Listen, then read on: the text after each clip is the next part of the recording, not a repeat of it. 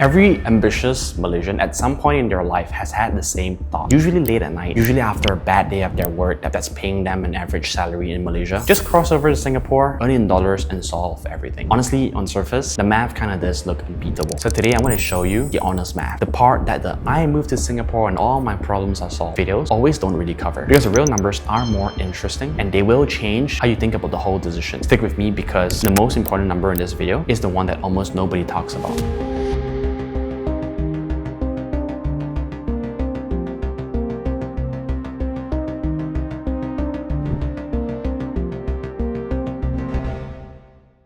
I'm gonna start by being fair because the appeal is absolutely real. The exchange rate sits at around 3 ringgit to 1 Singapore dollar. So a salary that sounds normal in Singapore sounds enormous when you convert it home. Professional, tech, and finance roles in Singapore often pay 2 to 4 times what the same role pays in KL, even after you account for exchange rate. Over 1.6 million Malaysians have already made that move, the largest diaspora of our kind in the world. So this is not a stupid dream. It is a rational response to everything we have already talked about: the weak starting salaries, the underemployment, the feeling of being stuck when home does not pay. You look across the Causeway. I get it 100%. But I do implore you to stop looking at just the headline number and start looking at the honest one. Here is the statistic that should change this entire conversation. Our government study looked at Malaysians actually living and working in Singapore, and it found that 2/3 of them earn a gross salary between roughly 1.5k SGD and 3.6k SGD a month. Only about 1 in 5, so 20%, earn between 3.6k Sing dollars and 10,000 Sing dollars. And just over 1% earn above 10,000 Sing dollars. Just think about that again. The dream that you have in your head, crossing over and making 8,000 Sing dollars, 10,000 Sing dollars, living largely, that is the top 5 at best. For 2 out of 3 Malaysians who went, the reality is a salary that, yes, convert to a decent ringgit value, but is actually absolutely ordinary by Singaporean standards. And that matters enormously because of the second half of the math that the dream conveniently ignores. Singapore is actually one of the most expensive cities on earth. If you actually live there, by most estimates, a single person renting just a room needs somewhere around 3,000 Sing dollars a month just to cover life and still save a little. So put the two numbers together. 2/3 of Malaysians there earn under 3.6k Sing dollars. The baseline to comfortably save is around 3,000 Sing dollars, which means a huge number of the people who crossed over are not really getting rich. They are surviving in a more expensive city further out away from home. The gross salary looked life-changing. The amount left at the end of the month often is not. You probably know someone like this. They crossed over, they post the photos, the skyline, maybe a payslip screenshot, and from the outside, it looks like they made it. What you do not see is the shared room that they rent to afford, the food court meals every day, the constant budgeting, and the money that somehow never piles up the way they imagined. Not because they are careless, but because Singapore quietly takes most of the race back. The salary is real. The transformation often may not. The number that matters is never really the salary. It is what is left after CD takes its cut. Now, I promised you the honest version, and the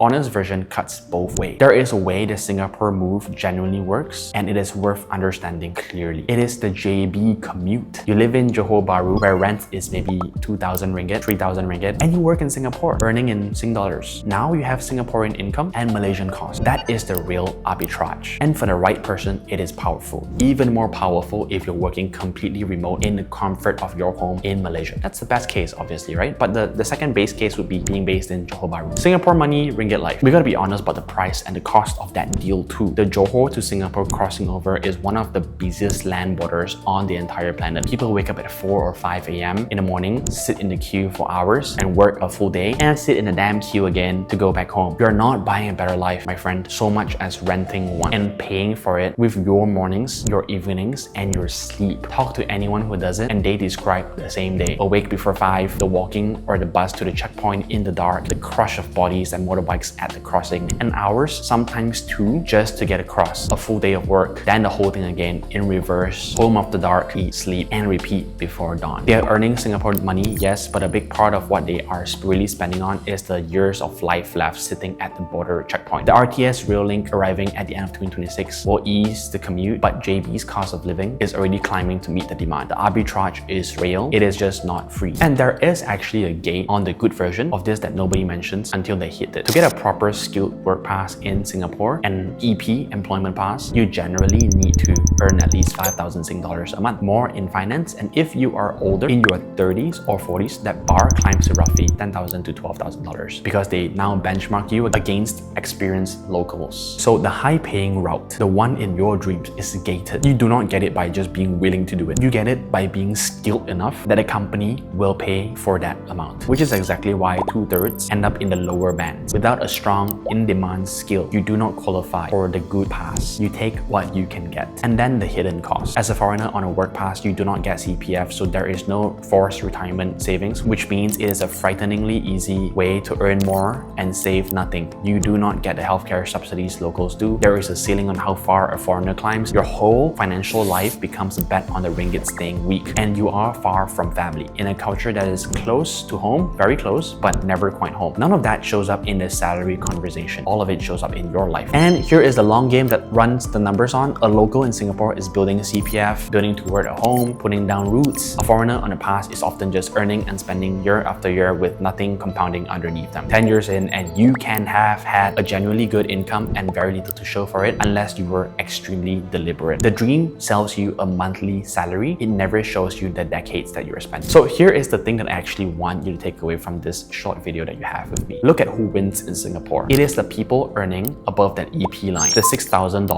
$10,000, $12,000 jobs. And why do they earn that? Not because they crossed the damn causeway, not because they just went over there, right? It's because they have a skill that the companies would pay a premium for. And that skill is the whole reason that the move worked for them. It made sense. Now here is the uncomfortable flip side. The same person with that same skill has options everywhere, not just in Singapore. They could earn well in Malaysia. They could work remotely for a foreign company if they wanted to and get paid in dollars without leaving home. In fact, I did that. They could go to Singapore. The skill gave them the choice. Singapore just was one of the doors that it opened. So Singapore is a multiplier. That's what I would call it, not a maker. It multiplies the value that you already bring. Bring a strong skill and it pays you handsomely for it. Bring a weak one and a stronger currency just buys you a more expensive version of being stuck. It does not create value you do not have. It only magnifies what you walk in with. Picture two Malaysians, same age, both fed up with their 3,000 ringgit jobs. The first one decides the problem is Malaysia. He hates Malaysia, he wants to go over to Singapore. So they cross over with the skills that they already have. Land in the lower band, share a room, survive in an expensive city, and tell everyone back home that it's going great. The second decides the problem is their skill. They spend a year becoming genuinely good at their craft, something in demand. And then Singapore may come knocking with a real employment pass, or a foreign company hires them remotely and pay them in dollars while they stay at home. Or maybe a strong role, a very attractive role opens up in KL and they could, use it without getting stuck in traffic 2, 3, 4 hours every day. They use that time to upskill and improve themselves. One ran away from a place, the other built a real thing, a real asset, a real skill, and only one of them would actually escape this cycle. Which means the real question was never, should I run to Singapore? That's never the question. The real question is, do I have a skill worth crossing with? Build that first, then Singapore becomes one option among several that you can do, chosen from strength, your worth, instead of an escape that you are fleeing away from weakness. So let me just be very clear one last time, because I'm not asking you to not go. You do what's best for you, right? If you have the skill and the JB commute math works for you, crossing over can be one of the best and the smartest move that you can ever pick for you. So go, just go with your eyes open. There is no shame with it. And I would never look down on anybody who's going over to improve their lives or their family's life. So go. What I am telling you is this: stop treating the border as the answer. The causeway, crossing over, does not change what you are worth. It only changes the currency that you get paid in. 2/3 of the people who has already made this decision will tell you that, if they are being honest. The dollars are bigger, but so is the rent, the distance, and the grind. What I would do is to build the skill. If you have the time and the leverage and the resources, take time out, build that skill that pays well on both sides of the causeway, and a strange thing happens. You stop needing to run anywhere. Singapore becomes a choice, not a rescue. And whichever side you end up on, you win, because the thing that actually frees you was never a country, it was what you can do. Singapore is a multiplier, it's not a maker. Make sure you are bringing along something worth multiplying. I make these because I see way too many capable Malaysians spend years chasing a border when the real lever to pull was a skill they could have built in months.